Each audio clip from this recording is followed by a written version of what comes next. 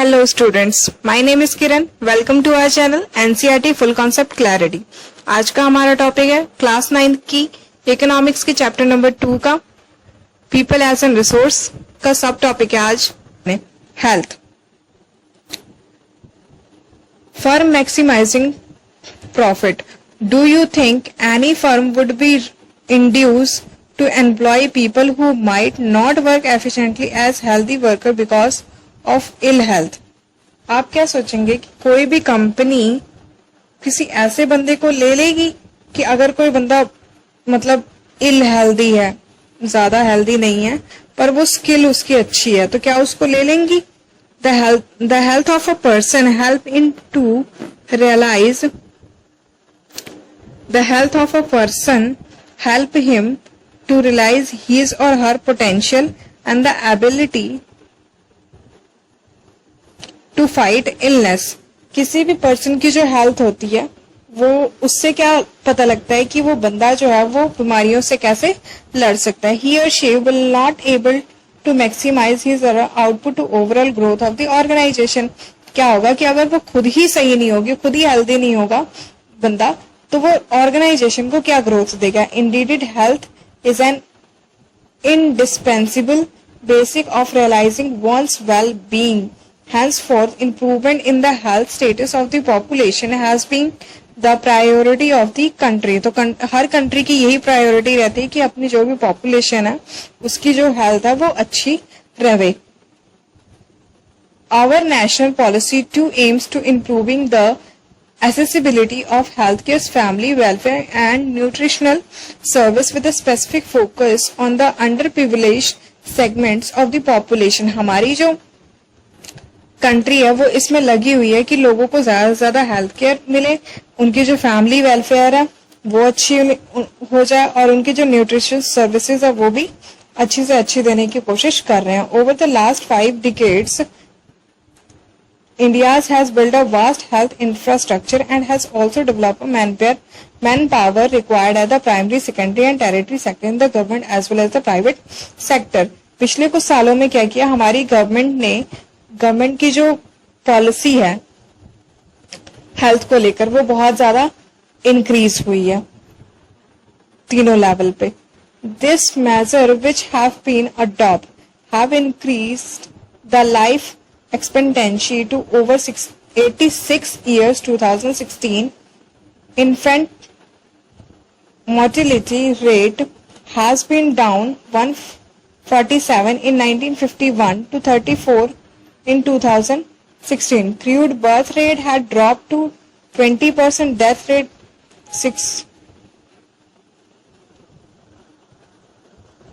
rate 6 point within the same duration. Death rate कितनी हो गई है? 20%. Increase in life expectancy, improvement in the child care and useful in assessing the future progress in the country. अगर हम चाहते हैं कि क्या हो कि लाइफ जो है वो उसका ड्यूरेशन बढ़ जाए तो हमें क्या करना पड़ेगा, हमें चाइल्ड केयर पे ज्यादा ध्यान देना पड़ेगा. Increase in longevity of life in an indicate of good quality of life marked by self confidence. हमें क्या करना पड़ेगा कि सेल्फ कॉन्फिडेंस के द्वारा एक गुड क्वालिटी की लाइफ बितानी पड़ेगी. Reduction in the infect mortality involve the protection of child from the infection, ensuring the nutrition of both mother and child care. हमें क्या करना पड़ेगा कि बेबी जब होता है तो उस टाइम पे इन्फेक्शन से बचाने के लिए काफी प्रोटेक्शंस का यूज करना पड़ेगा. एंड देन जो मदर और जो चाइल्ड हो रहा है उसका पूरा न्यूट्रिशन का ध्यान रखना पड़ेगा.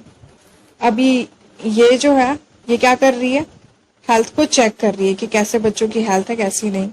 Study table 2.2 and answer the questions. 2.2 जो टेबल है इसको हमने पढ़ना और इसके क्वेश्चंस के आंसर्स देने हैं. There are many places in the India which do not have been these basic facilities. There are only 529 medical colleges in the country and 313 dental colleges just for a state like Andhra Pradesh, Karnataka, Maharashtra, Tamil Nadu have the maximum number of the colleges. हमारे India में क्या है 29 colleges ही हैं, और ये जो कुछ state है यहाँ पर नंबर ऑफ कॉलेजेस ज्यादा है. Activity, visit a near by hospital either government or private, note down the following details. How many beds are there? आप क्या करो, किसी हॉस्पिटल में चले जाओ, वहां पे जाके देखो कि बेड कितने हैं, डॉक्टर कितने हैं, वहां पे नर्सेस कैसे काम करती हैं, और वहां का जो और भी इंफॉर्मेशन है वो आप लेंगे, जैसे कि हॉस्पिटल कैसी जगह पे है, वहां पर डिस्पेंसरी कैसी है, ये सारी चीजें.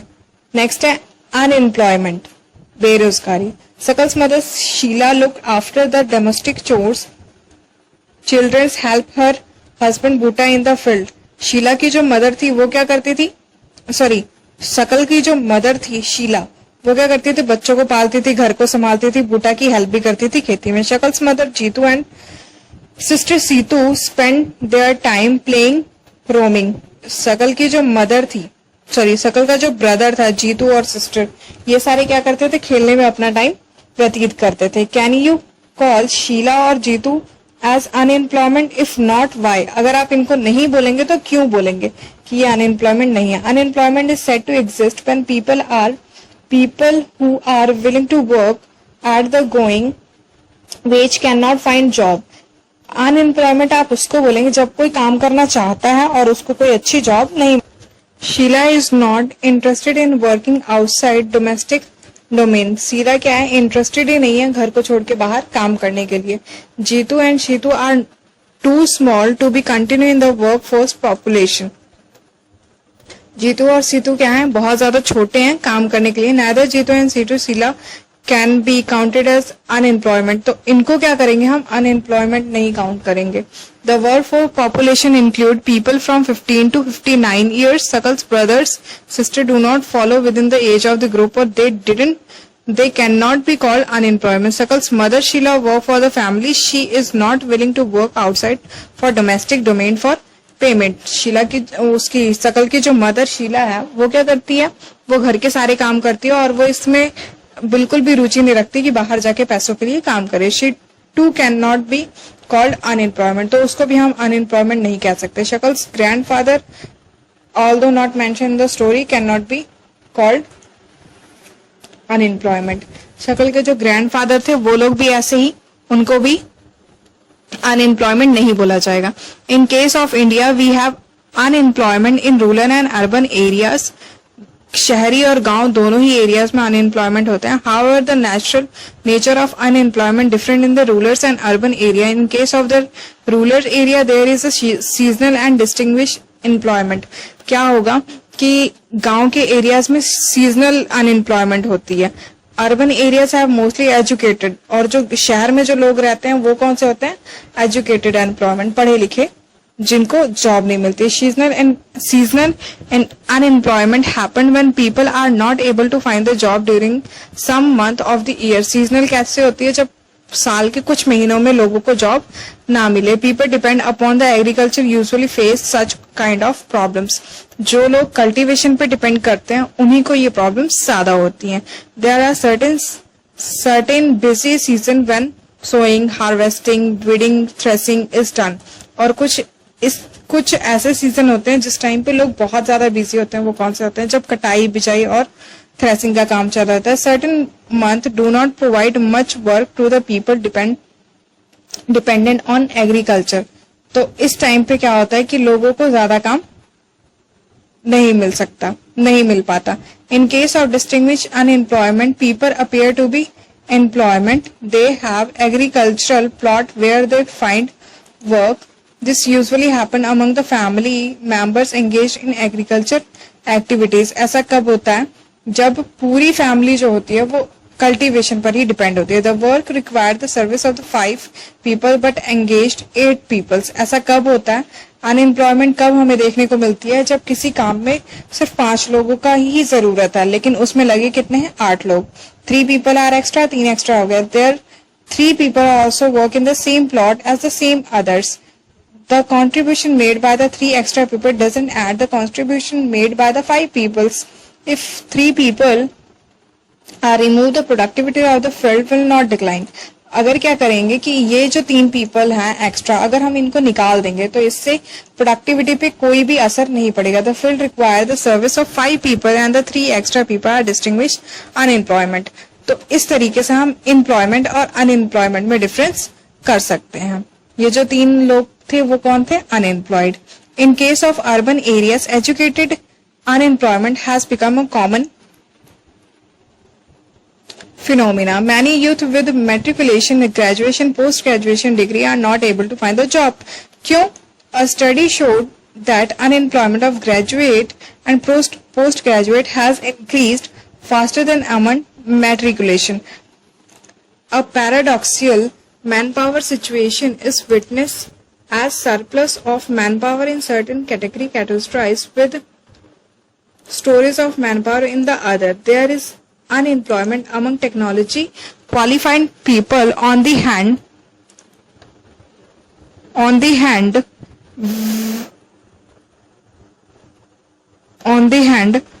while there is a dearth of technical skills required for economic growth. अब ये जो पढ़े लिखे लोग रहते हैं ये क्यों रह जाते हैं? क्योंकि इनको टेक्नोलॉजिकल थोड़ी बहुत नॉलेज स्किल्स जो होती हैं वो कम होती हैं या नहीं के बराबर होती हैं. Unemployment leads to wastage of man power resources. People who are an asset for the economy turn into a liability. और इस वजह से क्या होता है कि वो लोग जो कि कंट्री के लिए एक एसेट्स हैं वो क्या होते हैं? बेरोजगार होने की वजह से लायबिलिटी में बदल जाते हैं. There is feeling of hopelessness and despair among the youth. People doesn't have enough money to support their family. लोगों के पास इतने पैसे नहीं होते कि वे अपनी फैमिली को सपोर्ट कर सके. Inability the education people who are willing to work to find gainful employment impiles a great social waste. क्या होता है कि जिन लोगों को अच्छी जॉब नहीं मिल पाती उनको क्या लगता है कि वे समाज के लिए बिल्कुल बेकार हैं. Unemployment tends to increase economic overload. जब बेरोजगारी बढ़ती है तो हमारी इकोनॉमी पर लोड बहुत ज्यादा बढ़ जाता है. The dependence of the unemployed on the working population increase. जो काम कर रहे होते हैं उनके ऊपर क्या होता है कि ज्यादा बोझ पड़ जाता है जो अनएम्प्लॉयड बैठे होते हैं. The quality of the life of an individual as well the society is adversely affected when a family has to live on a bare sustainable level. There is a general decline its health status and rising withdrawal from the school system. Hence, unemployment has detrimental impact on the overall growth of the economy. Unemployment से क्या होता है? Economy की growth पे पूरा overall असर पड़ता है. Increase in unemployment is an indicator of depressed economy. Unemployment क्या होता है कि ये इंडिकेट करता है कि हमारी जो इकोनॉमी है वो बहुत कमजोर है. It also waste the resources which could have been gainfully employed. If people can not be use a resource they naturally appear as a liability to the economy. जो लोग हैं वो हमारी इकोनॉमी के लिए एज अ एसेट्स होने वाले थे, अब क्या होंगे? वो लायबिलिटी बन जाएंगे. इन case of India statistically the unemployment rate is low. हमारी इंडिया में क्या है कि स्टैटिक रेट से अगर हम देखें तो अनएम्प्लॉयमेंट रेट कम है. A large number of people representative with low income productivity are counted as employed. जो कि थोड़े पैसे भी कमा रहे हैं वो भी क्या कहलाएंगे? एम्प्लॉयमेंट कहलाएंगे. They appear to work throughout the year but in terms of their potential and income it is not adequate for them. चाहे वो जो कमा रहे हैं वो उनके लिए पूरा पर्याप्त नहीं है, फिर भी वो उनका इनकम ही देखा जाएगा. The work that they are pursuing seems forced upon them. They may therefore want work for their choice.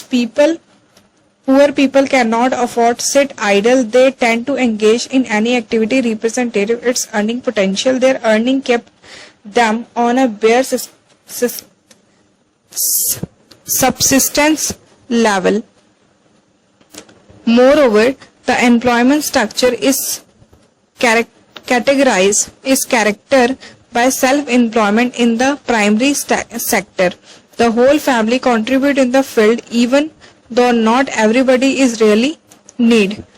Self-employment में क्या होता है कि अगर किसी फील्ड में सॉरी, अगर किसी खेत में कुछ लोग लगे हुए हैं तो पूरी फैमिली लगी होगी, चाहे पूरी फैमिली की जरूरत हो चाहे ना हो.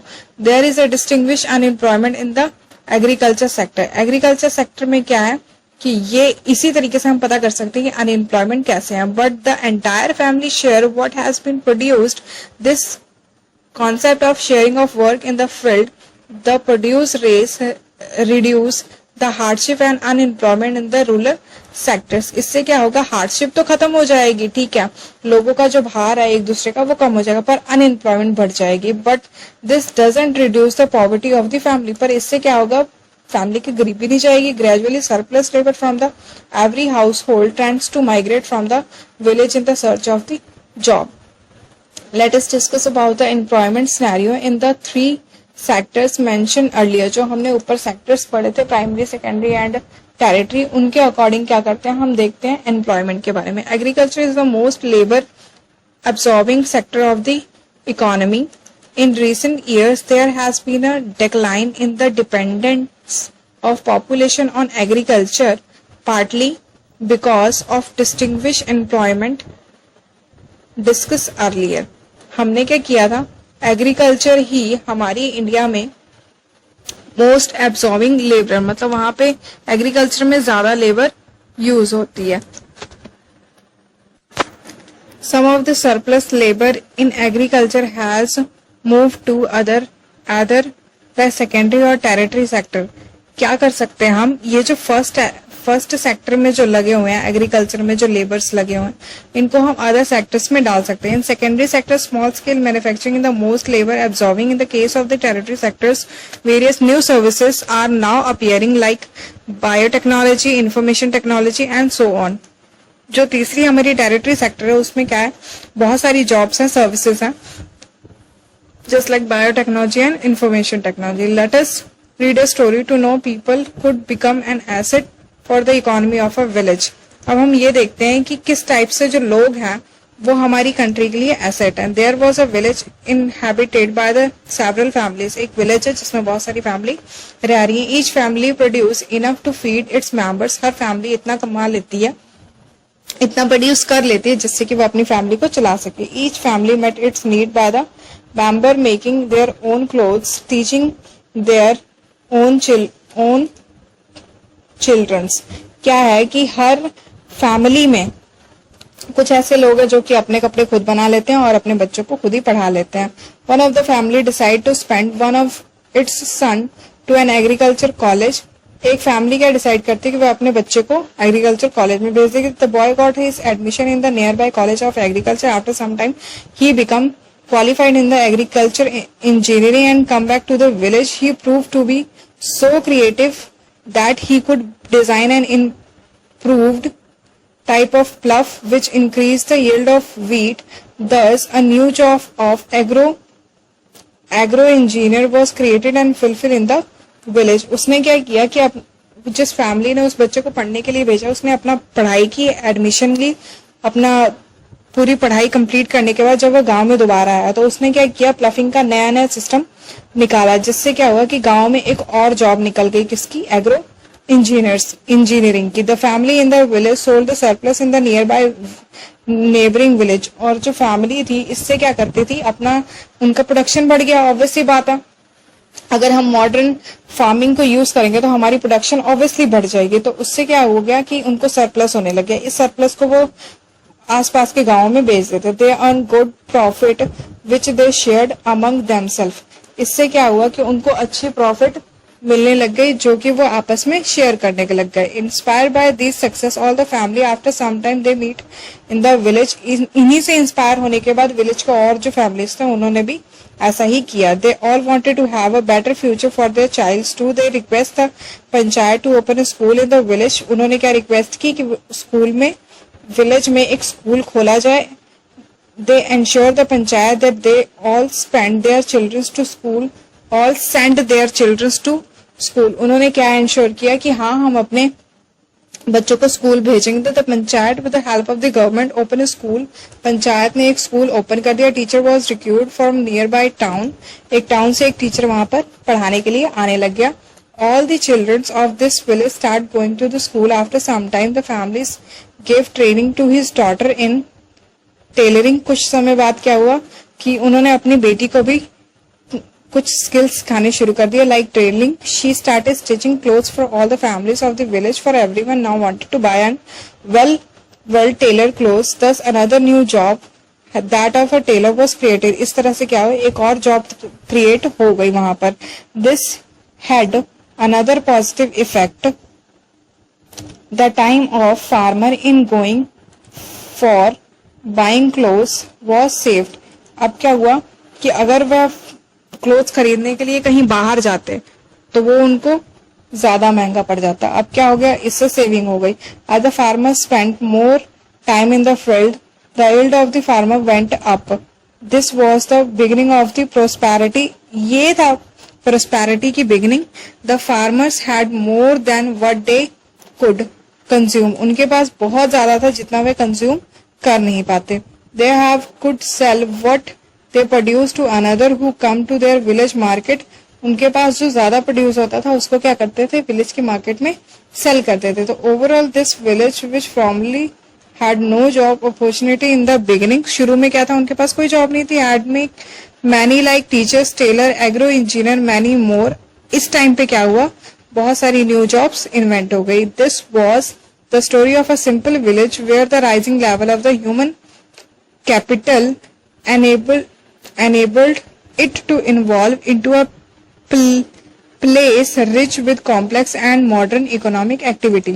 तो इससे क्या हुआ कि पहले तो उस विलेज में कुछ भी नहीं था, बट थोड़े ही टाइम बाद ह्यूमन की कैपिटल को ही उन्होंने यूज करके क्या किया, अपना standard of living high up कर लिया।